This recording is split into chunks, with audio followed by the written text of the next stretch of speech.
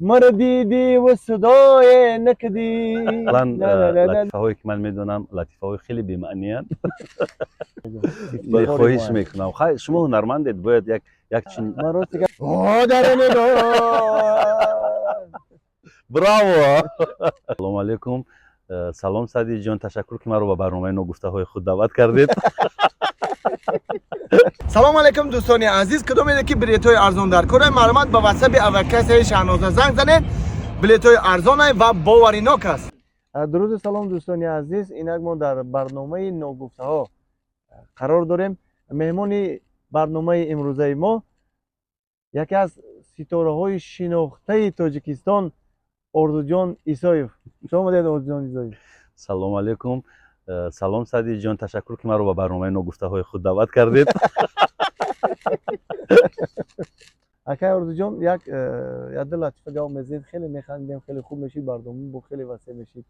یگان لطیفه یگان در یگان برنامه یگان واقعه روی داده، یگان چیزای خنده آوری باشه. اصلا لطیفه هایی که من میدونم لطیفه های خیلی بی‌معنی هستند.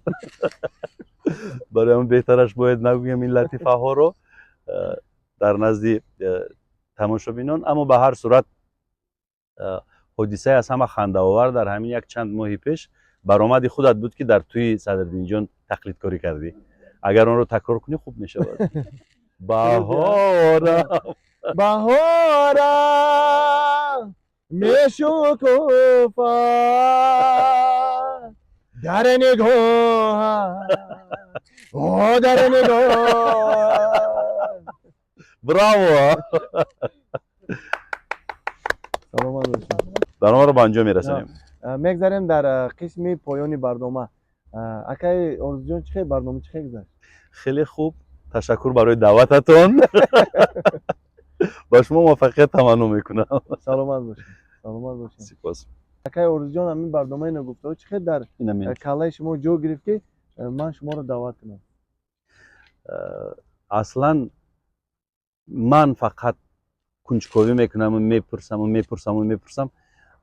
حالا خواستم که در جای مهمان من باشم و در جای میزبان شما. نام تاجیک را به هر ملک و دیار با دلیری می نمایی انتشار. پرچم تاجیک بالای سرت پرفشانی میکند از افتخار. سلامت باش اکا جان. خواهش میکنم. خیلی شما هنرمندید باید یک چین. من راست که من اصلا نمیرم. امیر چی نکردم. وای چی میگم؟ کار نکردید. کار نکردم، پاپروید نکردم. بخشش کلون میپرسم آیا شما لااقل یگون شعر رو به لهجه یوغونی خواند. ما که در گوشه بامی تو بدم، مرا دیدی و صدای نکدی. نه نه نه نه نه نه نه نه. ما که در حسرت روی تو بدم، به من نیزار نگاه نکدی. با فکرم اکای سیروزدین میکشد هر دوی ما رو.